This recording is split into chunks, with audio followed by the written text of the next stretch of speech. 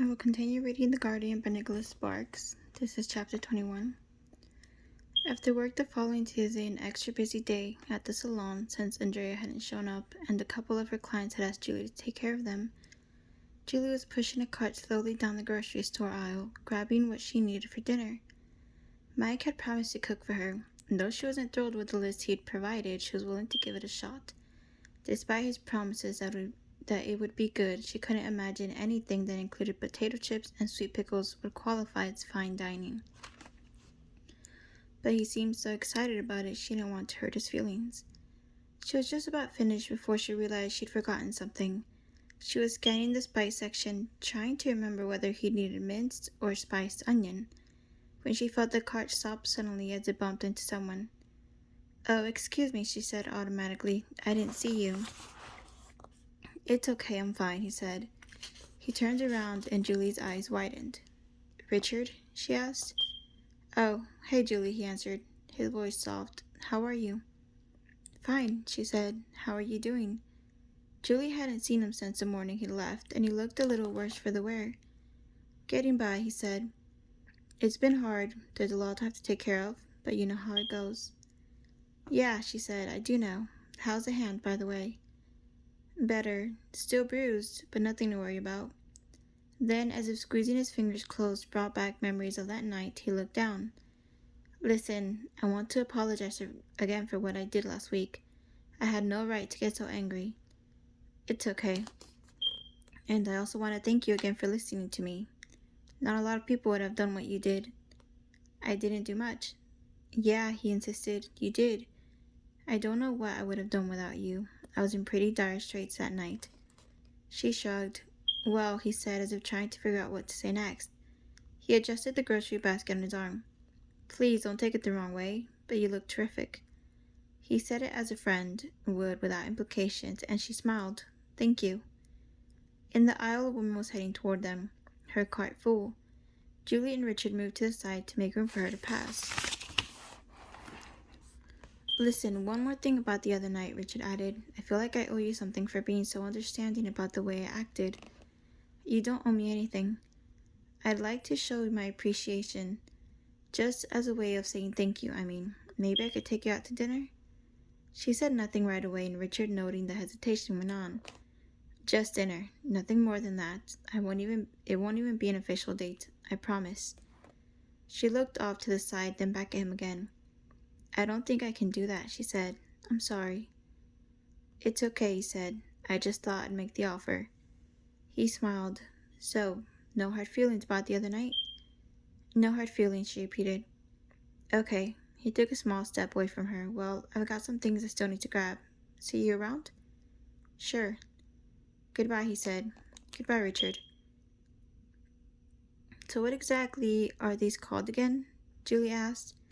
Mike was standing over the stove in his apartment, the ground beef in the frying pan sizzling. "Creole burgers." "So it's Cajun?" "Yep," he said. "Why do you think I asked for these 2 cans of soup? That's what gives it the authentic flavor." Only Mike, she thought, would consider Campbell's chicken gumbo soup authentic Cajun cuisine. When the meat was ready, he poured in the soup, then added a bit of ketchup and mustard before beginning to stir. Julie leaned against him to look at the concoction, an expression of distaste on her face. "Remind me never to become a bachelor." Yeah, you joke now, but in a little while you'll feel like you're eating in heaven's dining room." "I'm sure." He bumped against her leg in faint protest and felt her move with him.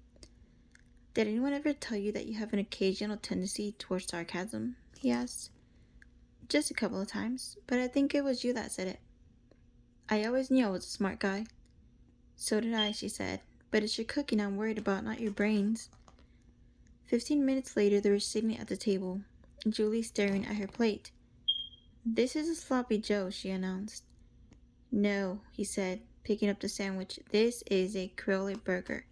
Sloppy Joes have a tomato flavor."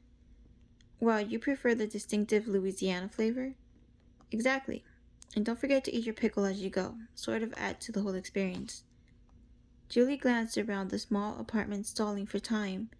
Though the major pieces of furniture were passably tasteful, There were those touches that made it clear he lived in the style of single men everywhere, like the gym shoes in the corner of the living room near his guitar, and the pile of unfolded clothes on his bed, and the giant screen television with a collection of imported beer bottles lining the top, and the dartboard mounted on the front door. She leaned across the table, getting Mike's attention. I love the ambience you've created tonight. All we need is a candle and I'd feel like I'm in Paris. Really? I think I've got one, he said. He rose from the table and opened the drawer. A moment later, a small flame flickered between them. He took his seat again. Better? Just like a college dormitory. In Paris. Maybe I was wrong. It's more like Omaha. He laughed. So are you going to try it or are you scared? No, I'll try it. I'm just enjoying the anticipation. He nodded toward her plate.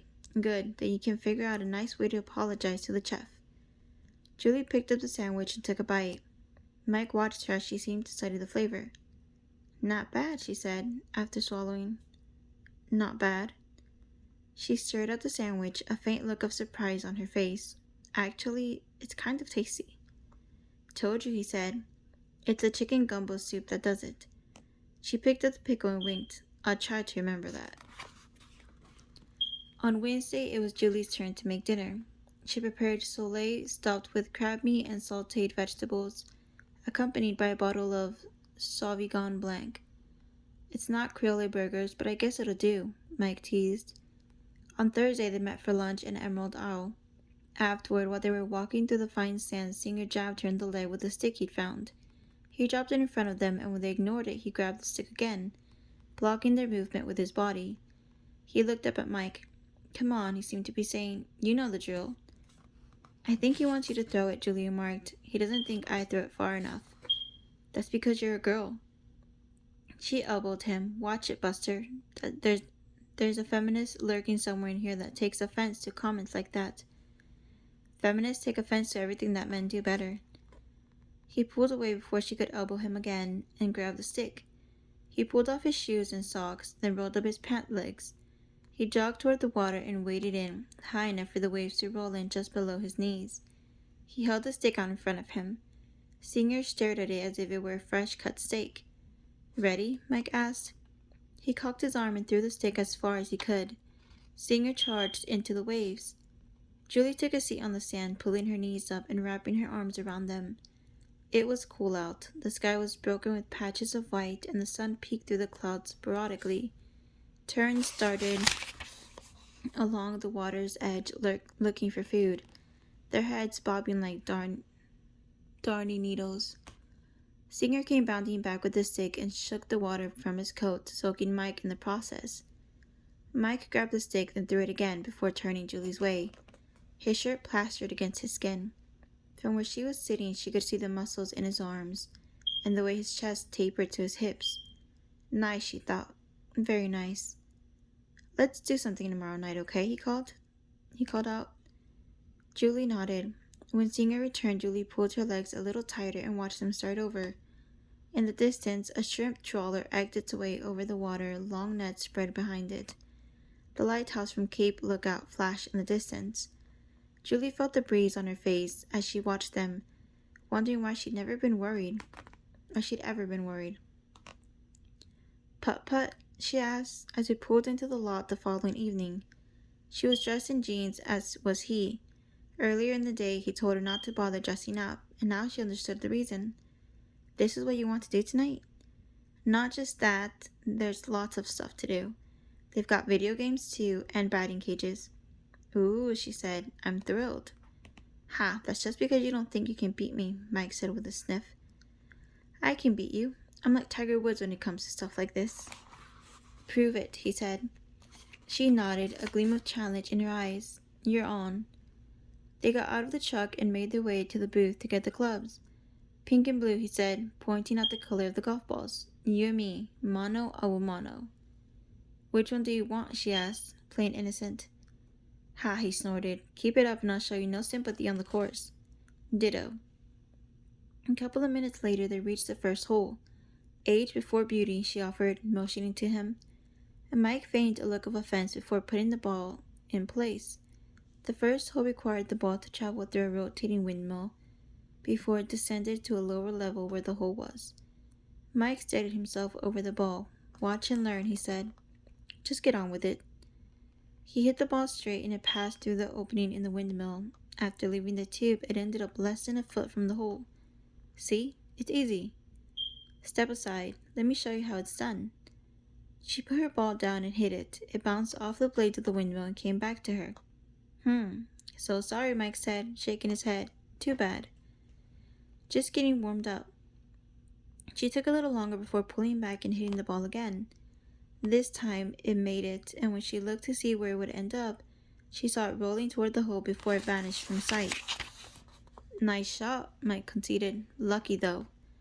She poked him with the club. "That's all part of the plan." In a darkened bedroom of the rented Victorian, Richard was sitting in bed, his back against the headboard. He'd pulled the drapes closed. The room was illuminated only by a small candle on the nightstand, and as he rolled the piece of wax between his fingers, he thought about Julie. She had been nice enough at the grocery store, but he knew she'd regretted running into him. He shook his head, wondering why she'd try to hide it. It was pointless, he thought. He knew exactly who she was. In some ways, he knew her better than she knew herself. He knew, for instance, that she was with Mike tonight, and that she saw in him the comfort she'd once had and hoped to find again. She was afraid of anything new, he realized, and he wished she could see that there was so much more for her out there, so much more for the both of them. Didn't she see that if she stayed here, Mike would drag her down? That her friends would ultimately hurt her? That's what happened when you let fear govern your decisions. He had learned that from experience. He despised his father, as Julie had despised the men who'd moved in and out of her life. He hated his mother for her weakness, just as Julie hated her own mother's weakness. But Julie was trying to make peace with her past by trying to relive it. Fear was leading her to the illusion of comfort. Yet in the end, it would remain an illusion.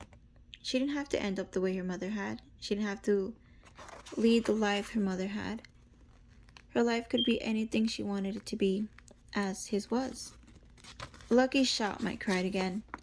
Halfway through the course, the score was tied until Julie's latest shot, which ricketed off the wall and dropped into the cup. She swaggered over to retrieve her ball. "How come it's always luck when I make it and skill when you do it?" she demanded. Mike was still staring at the path the ball had taken. "Because it is. There's no way you could have planned that." "You sound like you're getting nervous." "I'm not getting nervous." Mimicking his action earlier, she ran her fingernails over her chest and sniffed. "You should be. You'd hate to let a girl beat you." "You won't beat me." "So what's the score?" He stuffed the card and pencil into his back pocket. "It doesn't matter. It's the score at the end that's important." Mike stalked toward the next hole, Julie giggling behind him. Richard slowed his breathing, concentrating on Julie's image. Even though she was confused right now, he knew she was different from other people. She was special, better, like him. It was that secret knowledge of his uniqueness that had sustained him in one foster home after the next. Aside from a few articles of clothing, the only items he'd brought with him were the camera he'd stolen from one of his former neighbors and the box of photographs he'd taken. The first people who took him in seemed nice enough, but for the most part, he ignored them. He came and went as he pleased, wanting nothing more than a place to sleep and food to eat. As in many foster homes, he was not the only child, and he shared a room with two older boys. It was these two boys who stole his camera 2 months after he'd moved in, selling it at a pawn shop in order to buy cigarettes. When Richard found them, they were playing in the vacant lot next door. On the ground was a baseball bat, and he reached for it. They laughed at first, since they were both taller and heavier. In the end, however, they were rushed to the hospital in a pair of ambulances, their faces crushed beyond recognition. The foster care caseworker wanted to send Richard to a juvenile detention center. She had come to the house later that day with the police after his foster parents had reported him. Richard was handcuffed and driven to the station. There, he'd sat on a hard wooden chair across from a burly officer named Dugan in a small mirrored room. Dugan, with his pock-marked cheeks and bulbous nose, had a way of rasping as he spoke. Leaning forward, he told Richard how badly he'd injured the boys and that he was going to spend the next several years locked away. But Richard hadn't been afraid, just as he hadn't been afraid when the police had come to question him and his mother about his father. He'd known this was coming. He looked down, then began to cry. "I didn't want to do it," he said quietly, "but they took my camera and I told them I would report it to the caseworker. They were going to kill me. I was scared. One of them attacked me with a knife."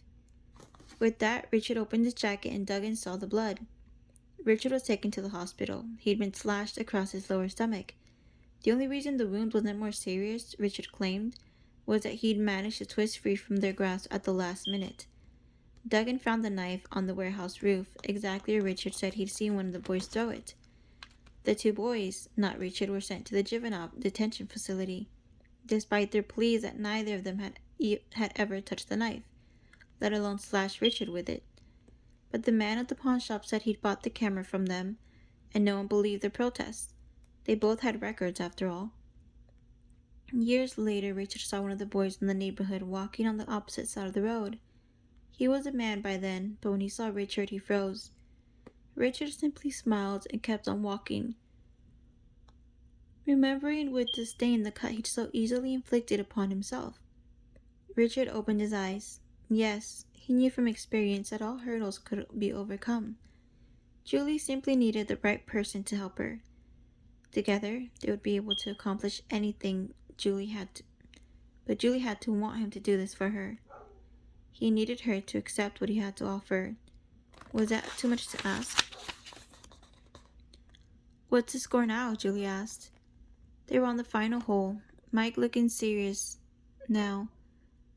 He knew he was a shot down. His first shot had gone off course and had sought behind a protruding rock, making the next shot impossible to sink. He wiped his brow, ignoring the grin on Julie's face. "I think you might be ahead," he said, "but don't choke on the final hole."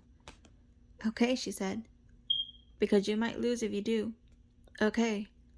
"I mean, you'd hate to throw it away at the end." "Okay." "So whatever you do, make sure you don't even make the slightest mistake." You're right, coach. Thanks for the pep talk." She put her ball in place and stood over it, her eyes flickering from the ball to the hole and back again. She hit her next shot and the ball rolled steadily, coming to rest an inch from the hole. "I wish I had a camera," she thought when she glanced at Mike. The expression on his face was priceless. "Looks like the pressure's on," she commented, rubbing it in. "I think you have to sink this one just to tie, and from where you are, you can't make it." Mike was staring at her ball before he finally looked her way and shrugged. "You're right," he admitted. "It's over." "Ha." He shook his head. "I hate to admit this, but I wasn't really trying tonight," he said. "I let you win." Julie hesitated only briefly before charging him with her club raised as Mike made a half-hearted attempt to flee. She caught him, spun him around, and pulled him close. "You lose," she said. "Admit it." "No," he said, meeting her eyes. "You got it wrong. I might have lost the game, but I think I won the match." "How so?" He smiled, leaning in to kiss her. Richard rose from the bed and walked to the window. Peering outside, he saw shadows stretching across the property, blanketing the ground in darkness. In time, he would tell Julie everything about himself. He would tell her about his mother and father. He would tell her about the boys at the foster home. And he knew she would understand why he'd had no choice but to do what he'd done. He would tell her about Miss Higgins, the school counselor who had taken a special interest in him in high school, once she discovered he'd been orphaned. He remembered talking to her as she sat in the couch in her office. She may have been pretty at one time, he remembered thinking, but any glamour she'd had long since vanished. Her hair was a mixture of dirty blonde and gray, and when she smiled, the wrinkles made her face look dry and cracked. But he needed an ally. He needed someone to vouch for his character, to say that he wasn't a troublemaker but a victim. And Miss Higgins was perfect. In the office, everything about her demeanor suggested a desire to appear empathetic and kind. The way she leaned forward with sad eyes, nodding steadily as he told one terrible story after another about his childhood. More than once, Miss Higgins had tears in her eyes. Within months, she came to see him as a surrogate son, and he played the part well. He gave her a card on her birthday. She bought him another camera, a 35mm with a quality lens, one of the cameras he still owned today. Richard had always been strong in math and science, but she talked to his history and English teachers, and they began to go easier on him. His grade point average took a sudden jump upward. She informed the principal that his IQ tested at the genius level, and pressed for Richard to be admitted to the programs for gifted students. She suggested that he build a portfolio of his photographs to showcase his talents and paid all the costs to put one together. She wrote a letter of recommendation to the University of Massachusetts, her alma mater, professing that she'd never seen a young man overcome so much. She paid a visit to the school and met with the admissions committee, begging them to give him a chance, while showing his portfolio. She did everything she could, and though she felt a deep sense of satisfaction when she learned that all her hard work had paid off, it wasn't Richard who told her. For once he had been accepted to the university, he never spoke to her again. She had served her purpose, and he had no more use for her. In the same way, Mike had served his purpose for Julie, but it was over now. Mike had been a good friend, but it was time to send him on his way. Mike was shackling her, holding her back, preventing her from choosing her own future, their future.